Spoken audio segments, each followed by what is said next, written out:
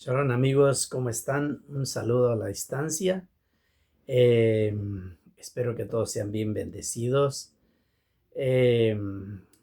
Vamos a continuar un poquito con un estudio sobre el personaje histórico conocido como Yehoshua Minazrat. Quiero hablar acerca de él un poquito. Para contrarrestar la creencia que siempre se ha tenido sobre el personaje fabricado en el concilio de Nicea, el personaje llamado como Jesús. En mi persona, en mi percepción, aun cuando se dice y se habla mucho de él, y que la gente en las naciones lo conoce como Jesús, en mi persona, en mi percepción, yo no le puedo llamarle, no podría considerar que estamos hablando del mismo personaje. Es, es que hay que ser realistas, hay que abrir un poquito más el entendimiento, y aun cuando se dice y se quiere creer y se piensa que decirse que el personaje de Yehoshua es el mismo personaje de Jesús, yo voy a decirles que no es así. ¿Por qué? Porque el personaje de Yehoshua fue un personaje real que existió y tuvo discípulos y dio enseñanzas. El personaje Jesús no fue real, fue un personaje que fue fabricado en el concilio de Nicea. Es por eso que yo quiero estar haciendo estos pequeños temas que son muy controversiales y que tienen el potencial de herir muchos sentimientos. Pero es muy necesario que ya se hable y que se digan las cosas como son. ¿Por qué seguir engañándonos o por qué seguir engañando a las demás personas diciendo y pensando que se habla del mismo personaje cuando no es así? Cuando el personaje Jesús no existía en, en los primeros años del primer siglo. El personaje Jesús vino a existir muchos años después de la muerte del personaje histórico real llamado Yehoshua Minazrat. Eso es lo que tenemos nosotros que ir marcando muy fuertemente, con mucha, pues, vaya, con mucha pena, pero es muy necesario que lo vayamos hablando y lo vamos diciendo siempre.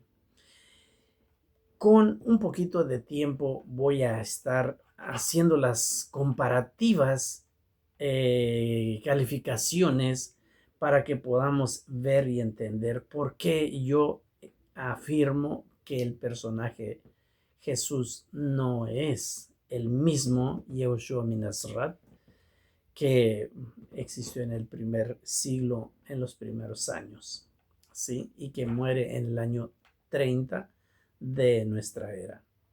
No así el personaje Jesús, aunque se le atribuyan todas las vestimentas de él.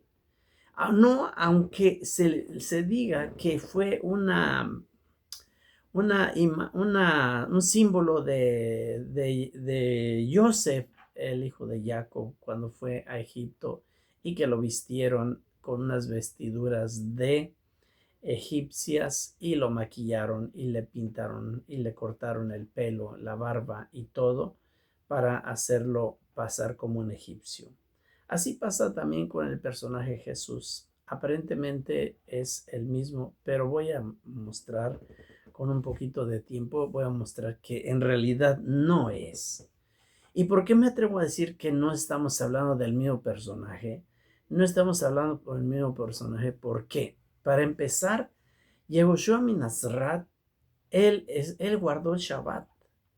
Y cuando hablamos de el personaje Jesús, aún cuando está en las escrituras, en las traducciones, y que él estaba en Shabbat y todo, bueno, es otro, es como la antítesis. Es la antítesis del otro personaje. Y una antítesis no puede ser la tesis, ¿sí? Hay que ser honestos y decir las cosas como son. Una antítesis no es la misma tesis, ¿sí?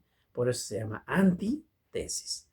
Entonces, con mucha pena quiero decir esto y voy como bien dije, voy a estar mostrando las grandes diferencias que existen entre uno y otro. Por lo pronto, estamos hablando de este personaje, Yehoshua min Nazaret, y comparativamente con el personaje Jesús, creado en Nicea en el 325. A eso quiero recalcarlo mucho y lo voy a estar recalcando.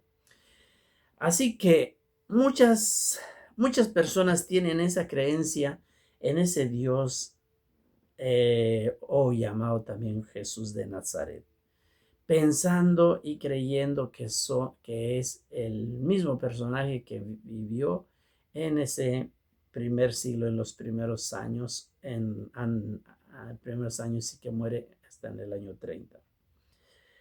Aquí vamos a ir viendo para todo esto un tema muy importante que es también el nacimiento virginal.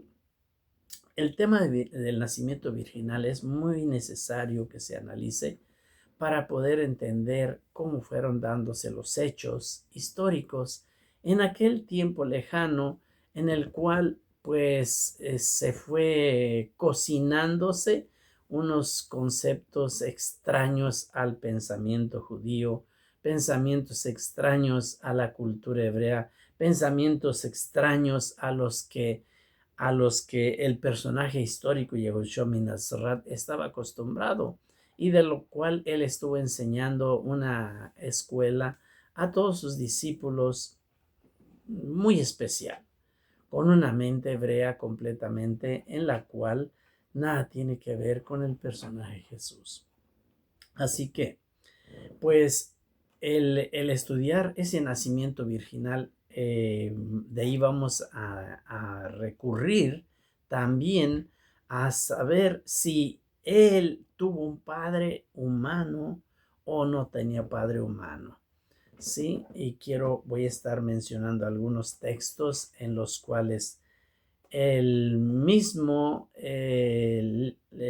conocido como el Nuevo Testamento, habla respecto para si tuvo o no tuvo un padre humano. Son muchísimos temas que se mezclan unos con otros, se mezclan y es bien difícil poderlos ir separando uno y otro. Pero bien, creo que ahora en esta ocasión no voy a estar ahorita tal vez diciendo los textos para en otro video lo voy a estar haciendo. Solamente quiero mencionar que pues con los pensamientos helenistas griegos, muchas personas incluso se han hecho ateas, otros son agnósticos, otros creen en muchas creencias diferentes. Pero aquí vamos a esclarecer la base de unas de las, podríamos llamarle religión, si así queremos llamarle, para llevar un entendimiento, una de las religiones monoteístas más antiguas del mundo, por lo que vamos aquí a ir exponiendo una verdad histórica y de la que comúnmente pues conocemos como el cristianismo y como de un Yeshua judío, seguidor de la Torá, se convirtió o lo convirtieron en un niño Dios, un Jesús, y vamos a ver analizando todos esos detalles muy profundamente con la ayuda del Todopoderoso y con el permiso del cielo. Vamos a ir hablando de esto después de esta introducción. Bueno, pues vamos a seguir viendo lo que quiero ir exponiendo enseguida.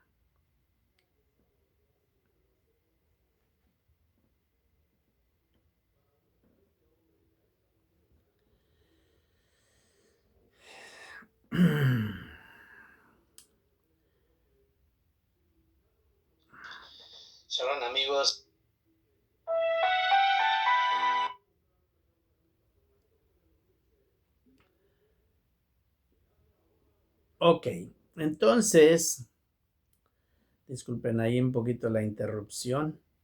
Entonces, vamos a ir, como bien mencionaba, el nacimiento virginal es un tema que realmente podríamos decir es bíblica ese tema.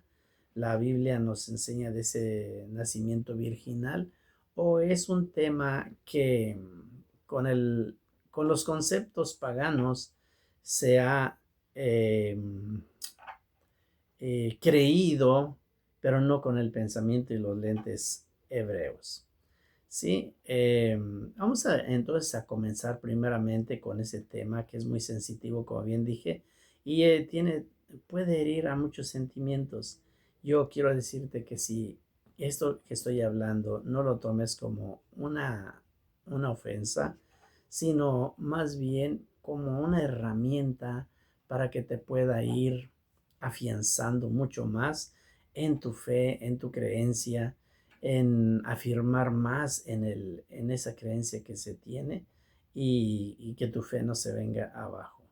Pero tiene un potencial muy fuerte. Recordemos que el pensamiento, el concepto de Jesús implica a más de 1.000 millones de personas que son cristianas en todo el mundo y que creen apasionadamente en un nacimiento virginal. Sí, entonces vamos a hablar de ello, pero sin la intención de estar hiriendo a nadie, que no es la intención. ¿Sí? ¿Por qué? Porque debemos de decir la verdad, hablar siempre con la verdad, y nosotros vamos a seguir la verdad, no importa cómo venga y no importa hasta dónde nos lleve, o mientras que sea en una manera bien interpretada delante de lo que son las escrituras. Sí, entonces el propósito es ir conociendo esa verdad, siempre estarla teniendo. Cuando uno comprende bien eso, pues se llega a una posición donde nunca, bajo ningún concepto, se sacrifica la verdad.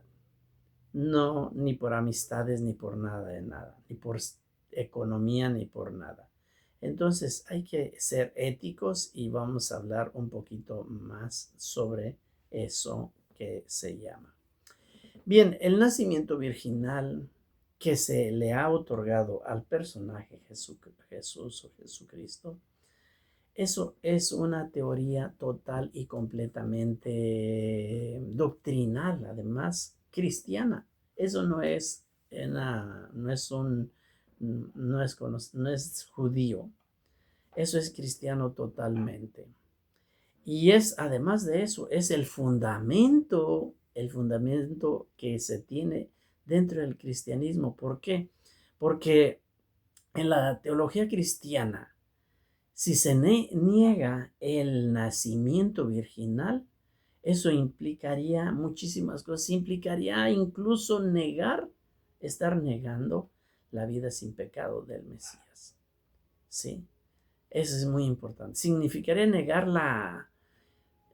¿cómo se puede decir? La suficiencia de su muerte expiatoria. Significaría, en síntesis, en sí estar negando toda la Biblia. Toda la Biblia. Entonces, la gran mayoría de las comunidades judías que han surgido en estos tiempos, pero que son creyentes en el personaje de Yahushua, que es como el Mesías, que han surgido ahora en estos tiempos, y que se consideran como, incluso muchos llamándose las ovejas perdidas de la casa de Israel. Pues desgraciadamente la gran mayoría siempre vienen del cristianismo. Se viene del cristianismo, provienen de allí porque allí es donde estaban antes. Entonces, cuando están regresando a las raíces judías, hebreas, entonces, pues se vienen arrastrando muchos dogmas que se manejan en el cristianismo. Y aun cuando ya no se llaman cristianos y que se dicen somos mesiánicos o somos, no sé, raíces hebreas u otro, de todas maneras, esos dogmas cristianos que se habían tenido se siguen arrastrando y es muy difícil para desprenderse de ese dogma del nacimiento virginal. Es un arrastre teológico que requiere forzosamente un nuevo entendimiento a través de un estudio riguroso en el cual se debe estar utilizando o analizando más bien lo que es la cultura hebrea. Sí, eso es muy importante que lo vayamos analizando siempre. Vamos entonces a comenzar desde un punto básico, que es muy importante y que para comprender todo esto, tenemos que estar analizando, pues, en la teología cristiana, porque el tema del nacimiento virginal es un concepto cristiano. Entonces, para poderlo entender y entender cómo es que se piensa, debemos de estar analizando esa teología cristiana. ¿Sí? Entonces, vamos a ver y analizar un poquito, a interpretar incluso con lo que es el pensamiento con los lentes un poco más hebreos para estar analizando estos puntos. Para empezar, voy a mencionar al Génesis. Sí, en el Génesis leemos nosotros que el Eterno, el Creador del universo, pues creó y formó al primer hombre, Adán. Sí, lo creó y lo hizo sin una concepción biológica. O sea, en otras palabras, como bien dicen por ahí, Adán no tuvo ombligo, por así decirlo, porque Dios creó el primer hombre. Y además dice así la escritura, dice, varón y hembra los creó. Y Dios sacó del costado de Adán a la primer mujer, Eva, ¿sí? Sin usar medios de concepción natural como se conocen en la actualidad. Una vez que Dios crea esa semilla, como creó la semilla de todas las cosas, como la semilla de los árboles, de las plantas e incluso de todos los animales, creó una fórmula, una semilla especial en la cual ese es el medio único en el cual de allí el creador ordenó la reproducción de todas esas especies. Las crea allí. Una vez que los creó todas esas semillas, ya así es como se debe de reproducir un ser humano, no otra especie diferente, que eso vamos a estarlo aclarando, muy importante. ¿Por qué? Porque cuando vamos a hablar del personaje Yehoshua Minasrat, debe de ser un hombre, un humano, no puede ser un semidios, ni nada que se le parezca. Por eso estoy mencionando el Génesis, que habla de cómo Dios creó al primer hombre y cómo los hizo y formó lo que se conoce como esa semilla en la cual pues ahí decide cómo va a ser el nacimiento de todas las personas o seres a través de esos medios naturales que vienen conocidos como el mismo sexo, las relaciones sexuales que se tienen entre una hembra y un macho, digamos, entre un hombre y una mujer, entre una pareja. ¿Sí? Entonces, vamos a estar viendo esto que es un fundamento en el judaísmo, ¿sí? Que a partir de la creación del primer hombre, de allí, en esa participación, lo vemos en el siguiente, allí Dios participan tres personas que vamos a estar analizando. Ok, entonces...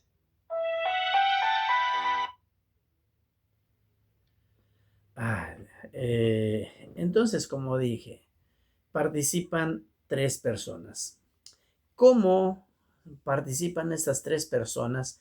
Bueno, pues la madre va a poner una aportación, el padre va a poner otra aportación, pero también el otro socio, que es Dios, va a poner otra aportación, que es el alma. En todos los seres humanos siempre va a ser así, de esa manera. Cuando la persona muere, entonces lo que aporta cada quien va para donde pertenece. Lo que el padre y la madre aportan va a irse al polvo, que es el cuerpo. Pero lo que aportó el creador, que es el alma, esa va a irse para el lugar especial que el Eterno proveyó, para donde vayan a estarse regresando las almas. ¿Sí? Entonces, quedamos. El hombre no da el espíritu.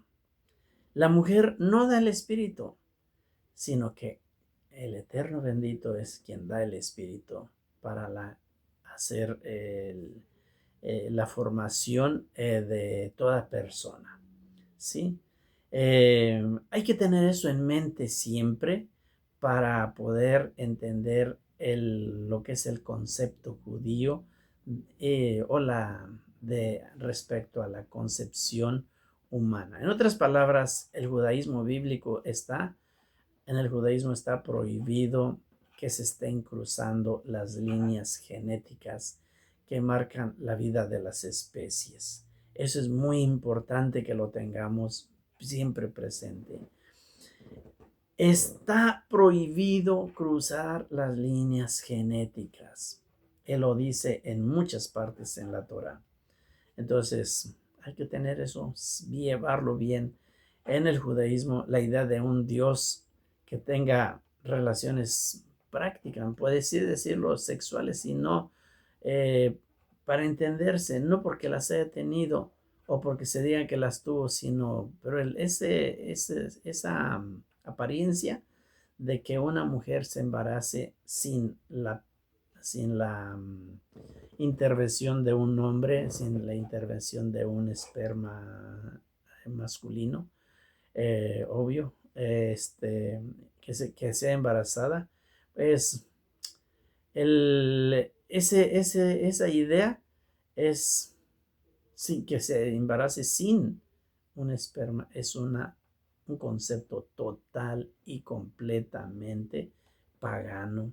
¿Sí? Es una idea muy, pero muy grotesca para lo que se conoce como la fe judía. Eh, no así para todas las demás naciones, en las cuales, además de que no solamente lo veían como algo deseable, sino que lo suplicaban incluso. ¿Sí? Son ideas que no están dentro de la Torah. Esas son ideas que nunca los profetas han hablado respecto de esto, así, de esa manera, no. En todo el Tanaj, ¿sí? Eh, no hay, pero fuera de lo que son las fronteras de Israel, con las demás naciones, eso era lo más peculiar, lo más normal, que las personas tengan una relación con los dioses, y que entonces de esa relación surja pues seres especiales. ¿Sí? Eso es lo que se lleva a cabo, y en el concepto de los nacimientos virginales que estamos ahí tratando.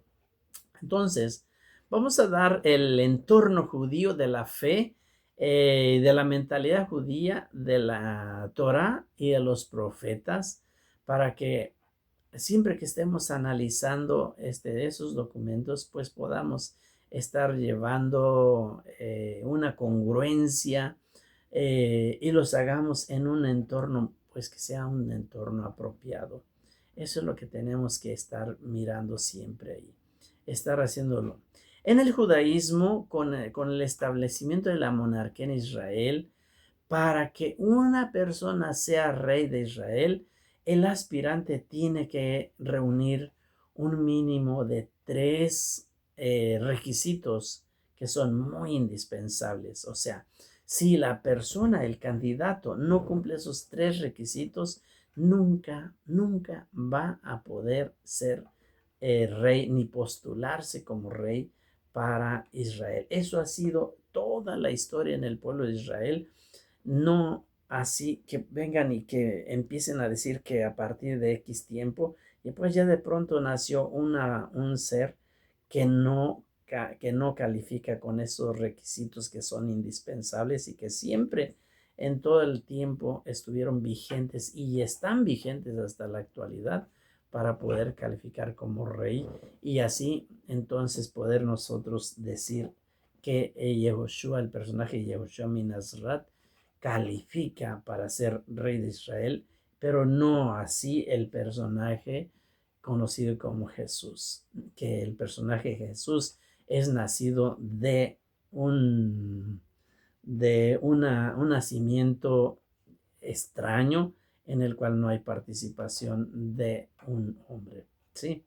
Entonces, para ser rey, primero debe ser varón. Ese es uno de los requisitos importantísimos que se deben de tener siempre en un aspirante para ser rey en Israel.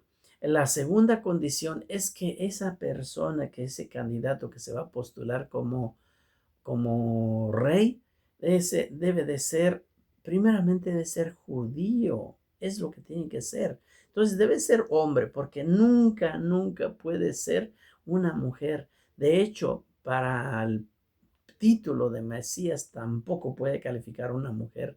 Nunca puede ser una mujer una Mesías, sino tiene que ser un hombre, tiene que ser un judío, precisamente, y debe de pertenecer, o sea, si es judío es porque es de la tribu de Judá, de la tribu de Judá. No puede ser de ninguna otra tribu, de la tribu de Benjamín, de Zabulón, nada, Rubén, nada, Neftalí, no.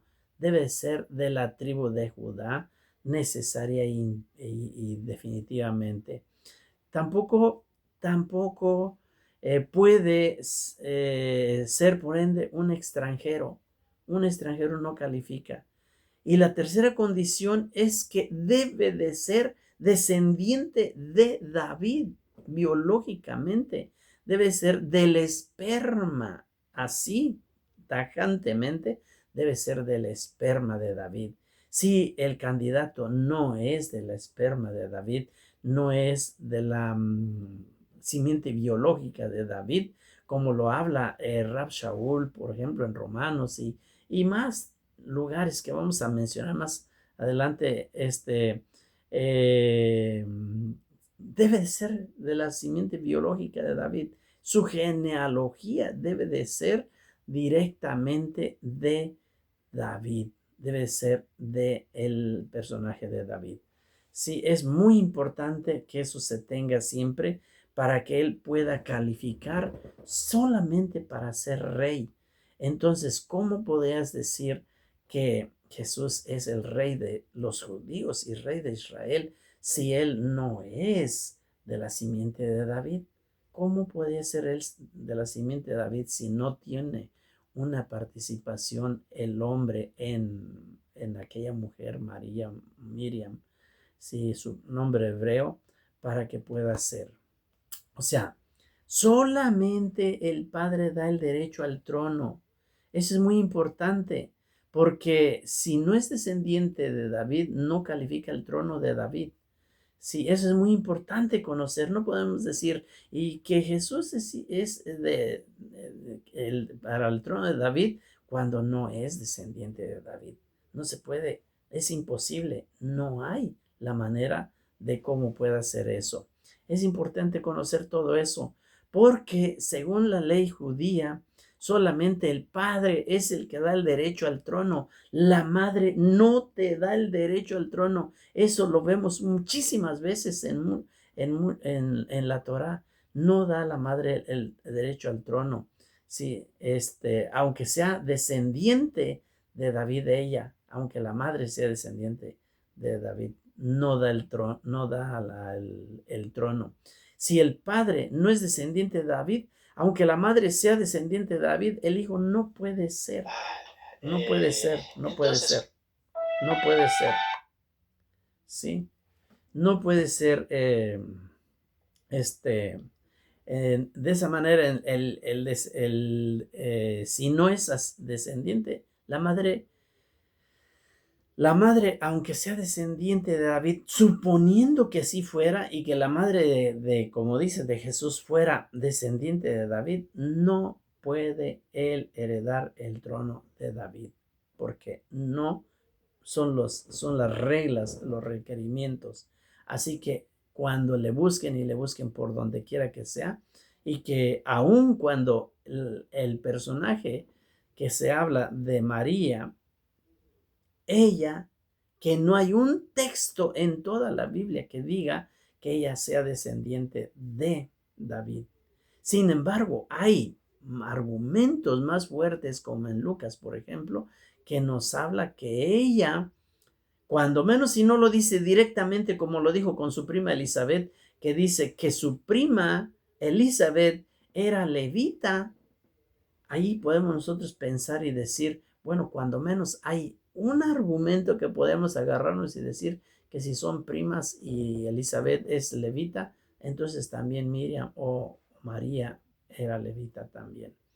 Eso sería todavía más convincente porque no existe otro texto en el cual ella pueda ser de la descendencia de David. No existe.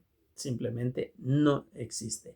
Pero en el caso que existiera y que fuera y que se encontrara que realmente sí es descendiente María de David, pues de todas maneras no calificaría el hijo de ella para ser rey, porque la madre no hereda trono, no hereda la monarquía. El único que hereda la monarquía es el padre. Es el padre. Por eso en los libros conocidos como los evangelios se tiene claramente y se habla cuando se va a hablar de la genealogía. Por eso el libro conocido como el libro de Mateo habla diciendo, esta es la genealogía de Yehoshua. En las Biblias cristianas dice la genealogía de Jesús. Y dice, ahí empieza diciendo el verso número 1, el hijo de David. O sea, ¿de dónde es Jesús hijo de David? Si no tuvo padre humano. En el personaje Yehoshua es hijo de David, porque tuvo un padre humano. Y el padre humano fue José o José, definitivamente. Y si no, ponte a leer todos los textos de Mateo, el capítulo 1, y vete texto por texto hasta el verso 16, obviamente, que es cuando viene y está hablando la genealogía del personaje Yehoshua.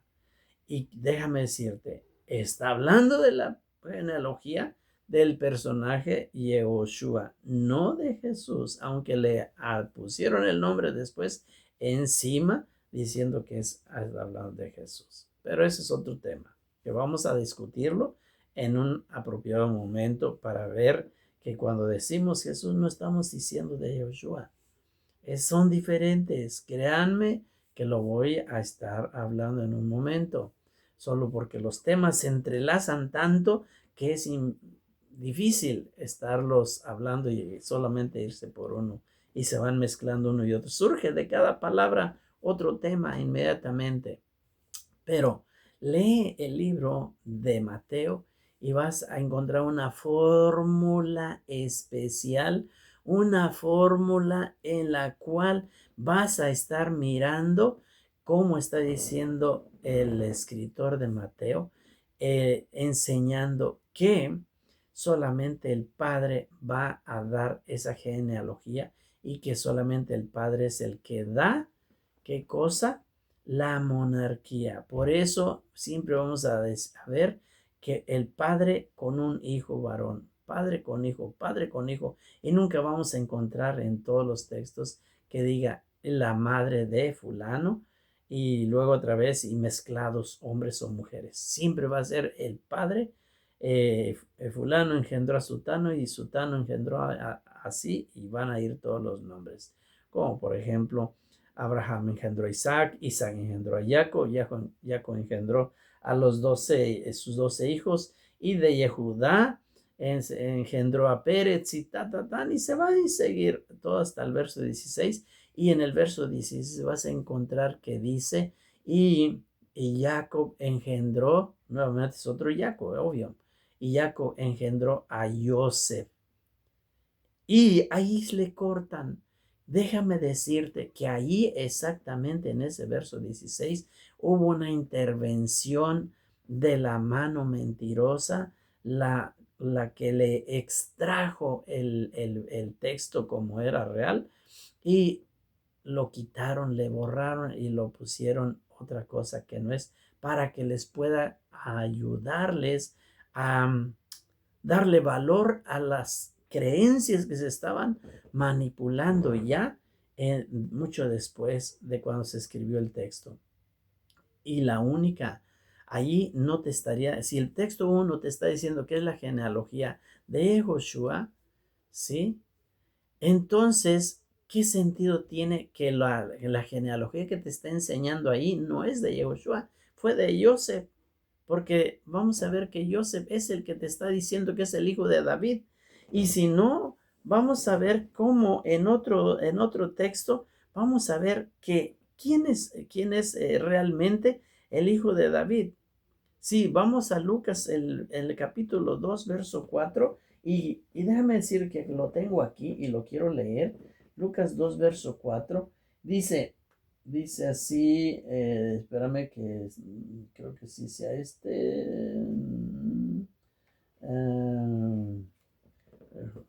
a ver porque lo tengo anotado por aquí. Dice Lucas, ay, es que estoy en otro lugar, por eso no me está dando. Discúlpame. Ay, ya lo perdí. Lucas 2, ok, de todas maneras. 2, verso 4, dice, y subió también Joseph, ¿sí? Y subió también Joseph, dice el texto, capítulo 2, verso 4, y subió también Joseph desde la Galilea a la ciudad de David llamada Betlehem, por ser un descendiente de la casa de la familia de David. ¿Quién es el descendiente de la casa de la familia de David? Es Joseph. Es Joseph. Él es el que es realmente descendiente de David. Entonces, ¿por qué Mateo te va a estar hablando desde el 1 diciéndote esta es la descendencia de Joshua, el hijo de David? Sí. Obviamente, porque te va a hablar de Joshua. No te va a hablar de Joseph, si no te hubiese dicho, esta es la descendencia o la genealogía de Joseph, hijo de David. Pero si te está hablando de Joshua, es porque Joseph es el padre de Joshua. Vuelvo a repetir, esto fue manipulado y fue sacado en lugar de que siga la fórmula como iba diciendo el que engendró al hijo, y como Abraham engendró a Isaac, Isaac engendró a Jacob, Jacob engendró y así de esa fórmula. Así también cuando dice, y Jacob engendró a Joseph, Joseph engendró a Yehoshua. Ese es lo correcto, quiere decir. Y Joseph engendró a Yehoshua. O Joseph, como bien dice, o Joseph, el que estaba casado con María o Miriam, engendró a Yehoshua. Ese es lo correcto y eso es lo que se fue borrado y fue sacado de ahí. ¿Para qué? Para poderle dar la fuerza al pensamiento que se estaba teniendo. Sí, vamos a ir en otro video, voy a darles un montón de textos en los cuales vamos a ir viendo. ¿O qué les parece si vamos mencionando ahorita de una vez, ya que estamos aquí mencionando esto, un poquito de esos textos y vamos a ver incluso Por ejemplo, en Lucas, en Lucas, voy a leer esto, Lucas, disculpen, voy a poner mejor por acá este libro. Lucas en el capítulo 1, el verso 69, sí, el verso 69, aquí vamos a ver cómo dice algo muy importante. Dice así. Y nos ha levantado el shofar de salvación en la casa de David, su siervo. Tal como, o sea, hablándonos de esto, es una introducción como para estarnos hablando de esa descendencia de David, ¿verdad? Y después podemos leer el texto que leímos ahorita, el verso 4, que dice que quien es descendiente de David es precisamente Joseph, el padre de Yehoshua.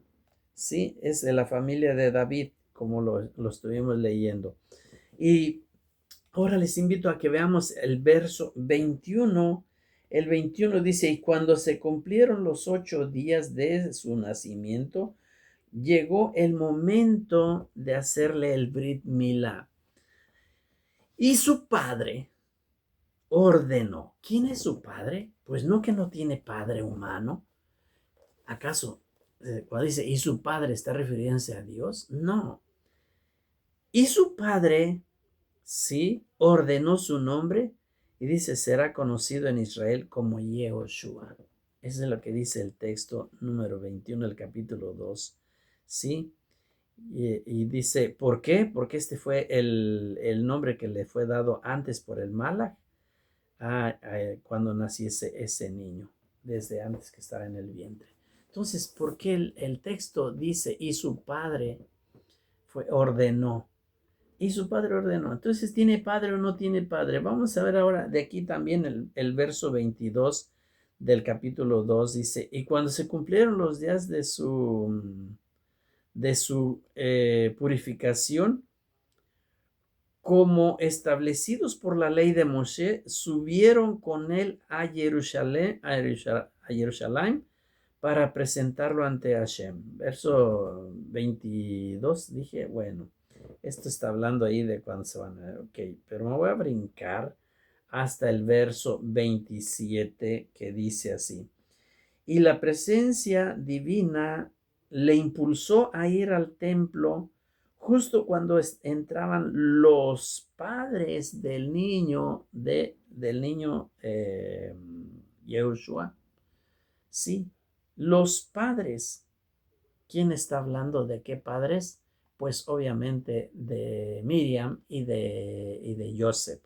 Cuando ellos eran los padres, está diciendo el texto, lo dice claramente.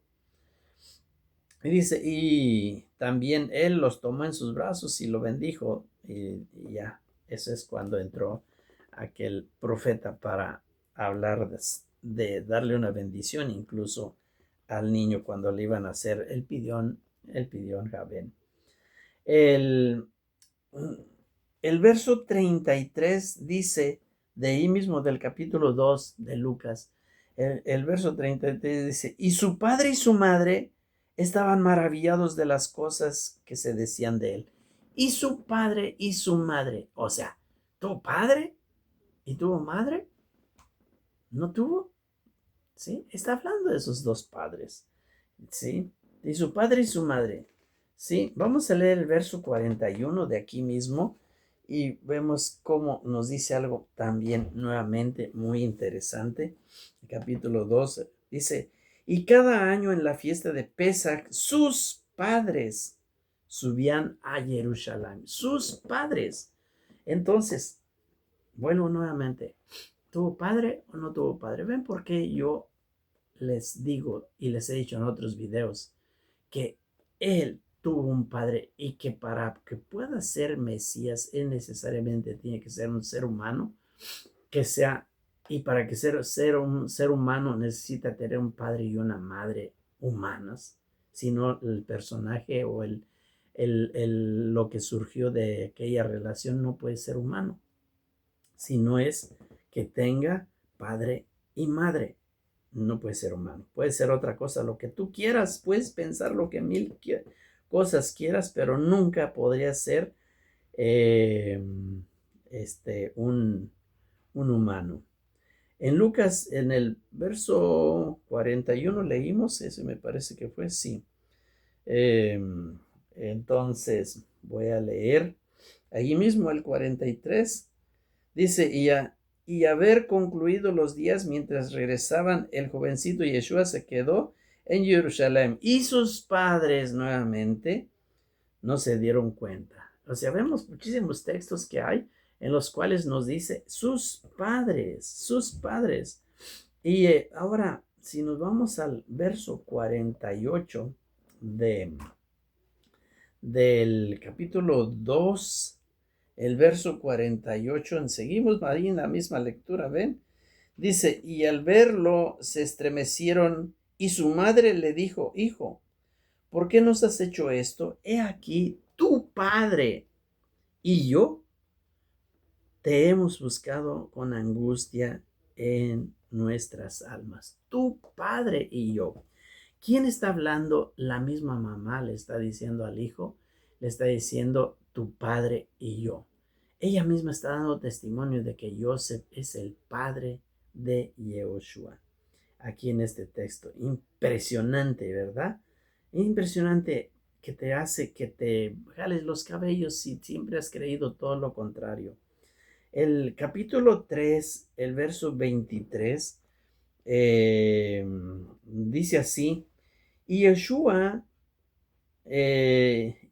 mismo, al comenzar su servicio, su abodá, es lo que dice, quiere decir su abodá, quiere decir su servicio, al comenzar su abodá, tenía como 30 años, el, el hijo de Joseph, hijo de Eli. Recordemos que aquí el escritor de Lucas va a empezar a hablar una genealogía también de la genealogía de Yeshua. Y aquí el verso en lo que es este está contundente total y completamente. Ya si alguien no quiere abrir sus ojos y entender, es porque de plano quiere seguir los lineamientos y las leyes y reglas del catolicismo que causó tantísimas desgracias en la historia. Pero este texto es, ¿qué más quieres en ese texto? ¿Sí? ¿Qué más puedes mirar y pedir? Yehoshua mismo dice así, al comenzar su servicio, su abodá, tenía como 30 años, el hijo de Joseph, ¿sí? El hijo de Joseph, que también era el hijo de Eli. O sea, Joseph era hijo de Eli. El hijo de Joseph, hijo de Eli, ¿sí? Entonces, más contundente no puede haber que este texto, el cual acabamos de leer. Pero si no es suficiente, vamos a irnos aquí al capítulo 4 nuevamente. Y en el capítulo 4 vamos a ver el verso 16. Y el verso 16 y 17 dice, y fue a Nazaret donde había sido criado, y conforme a su costumbre entró en la sinagoga un día de Shabbat, y fue llamado a leer la Haftarah.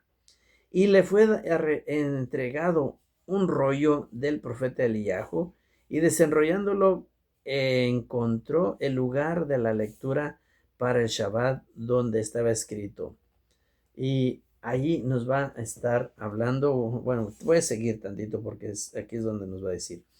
Dice, la Ruach HaKodesh está sobre mí porque me ungió para proclamar la promesa de la redención de los pobres, a pregonar libertad a los cautivos y devolverles la vista a los ciegos, para publicar a los oprimidos la llegada de su liberación, a proclamar el año aceptable para Hashem.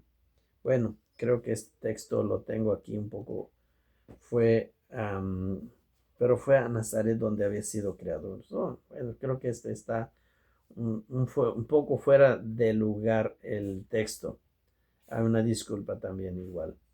Pero el capítulo 4, el verso 21, quiero ser el que tenía que haber leído, dice, y comenzó su explicación diciendo, hoy, mientras vosotros estáis oyendo la lectura, esta escritura ha alcanzado el propósito por el cual fue escrita. Sí, ¿cuál fue esa escrita? Estamos hablando, recordemos de lo que está hablándonos, de precisamente esa descendencia que tiene lo que nos está hablando de esa descendencia de David, en donde se fueron cumpliendo todos estos eh, datos, estos aquí. Entonces,